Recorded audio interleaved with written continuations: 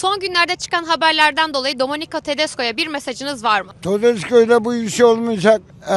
Buradan söylemedi demeyin. Bugünkü maç berabere bitecek. Başka bir şey demiyorum. Tedesco'ya mesajınız nedir peki? Tedesco'ya mesajım bir an önce istifa et kardeşim. Ben 48 sene emek verdim Fenerbahçe, bir an önce istifa et. Yoksa ne bu iş yerinden çıkacak. Taraftara acımayan futbolcu da olsa, kulüp başkanı da olsa bir an önce istifa etsin. İstemiyorum. Bugünkü Gaziantep Fenerbahçe maçı 0-0 bitecek. Başka bir şey demiyorum. Taraftar gelmiyor Taraftar maça. gelmiyor. Taraftar küstürdü, taraftar Yazıklar gelmiyor. olsun ya. Bunca adam Fenerbahçe'nin teki çoluğunun çocuğun rızkını kesip maça geliyor. Feneryumlardan alışveriş yapıyor. Saadettin Saran'a sesleniyorum. Saadettin Saran başkanım, bu işe bir el at. Olmayacak böyle.